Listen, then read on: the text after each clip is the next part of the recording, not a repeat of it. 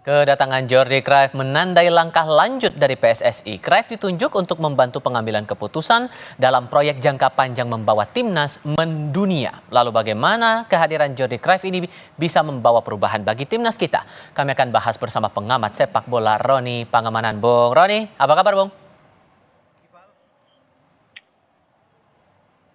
Bung Ropan, halo, selamat Ya, sore. selamat sore, Dival. Oke, terima kasih sudah bergabung bersama kami. Dengan pengalaman sudah pernah menjadi direktur olahraga Barcelona, kalau menurut Anda sosok Cruyff ini sejauh mana bisa menerapkan pengalamannya itu untuk sepak bola kita untuk memperbaiki filosofi pertandingan kita?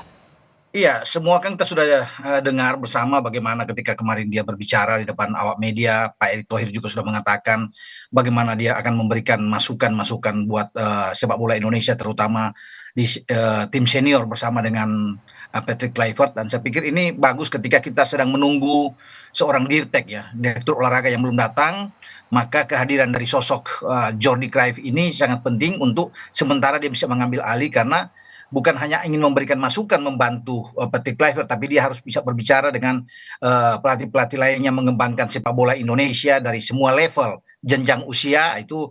Dia akan coba untuk melakukannya dan saya pikir ini bagus di saat kita sedang menghadapi laga-laga sulit yang menuntut kita untuk tidak kehilangan angka, baik menghadapi Australia tanggal 20 dan Bahrain tanggal 25 dia datang untuk memberikan support yang kuat. Saya pikir ini penting kolaborasi antara dua mantan pemain timnas Belanda yang juga punya pengalaman sama dengan Jordi lebih dulu di Barcelona dan kemudian diikuti oleh Patrick Kluivert. Jadi mereka akan bersama-sama untuk bisa meramu atau bisa membangun sepak bola kita ke depan untuk lebih baik. Begitu, Tival.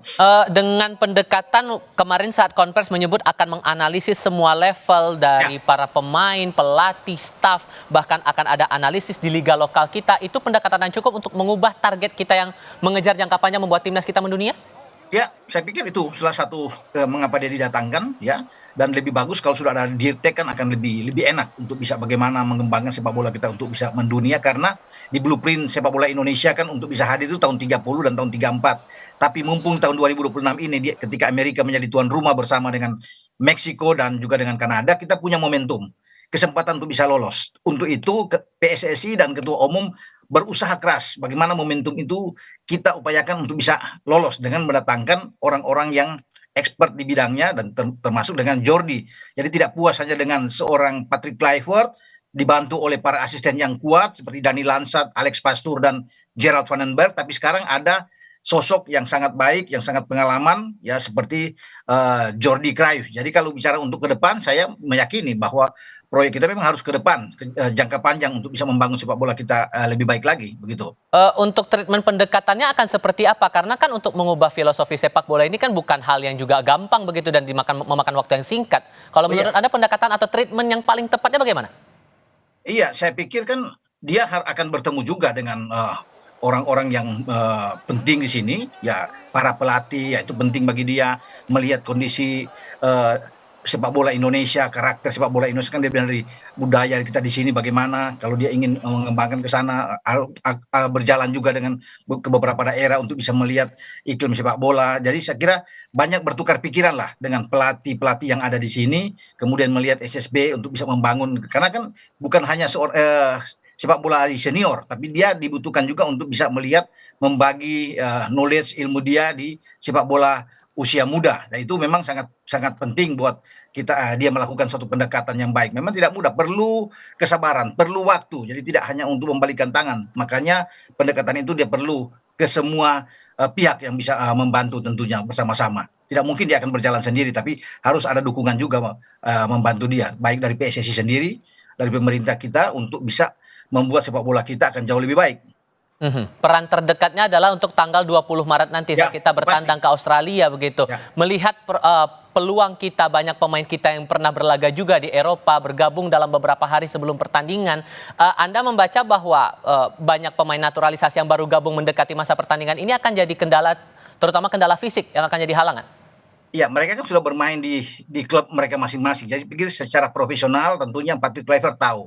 Karena bukan baru kali ini juga terjadi. Ketika Jai Isyas juga datang, Martin Pas, Verdong, semua pemain-pemain lain bergabung, mereka tidak punya waktu lama untuk beradaptasi. Apalagi di bermain internasional, beda di klub. Mereka punya waktu lama untuk bisa berlatih bersama. Tapi kalau di tim nasional hanya akan bertemu di FIFA Matchday, mungkin 3-4 hari mereka berkumpul dan bermain.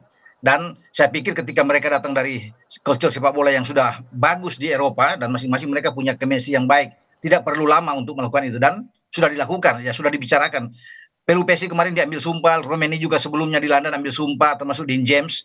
Ya mereka sudah tidak sabar lagi untuk bermain internasional dan saya pikir kalau orang bilang ini sulit, ya memang menghadapi situasi dan kondisi seperti ini mereka hanya punya waktu bahkan 1-2 hari untuk bisa berkumpul sebelum melawan Australia dan itu harus siap. Ini sebuah pertaruhan bagi Patrick Kluivert sebagai pelatih untuk bisa meracik taktik strategi yang tepat di saat akan melakukan away tandang menghadapi Australia di Sydney. Jadi kalau bertanya apakah mereka akan dapat chemistry, saya yakin dan percaya mereka akan bisa menemukan satu bentuk permainan terbaik walaupun mereka baru bisa berkumpul begitu. Tapi apakah akan jadi tantangan juga untuk membangun chemistry ini? Mengingat timnas kita ini mayoritasnya diisi oleh pemain naturalisasi. Apakah akan ada hal-hal yang mungkin bakal jadi berbeda di sini?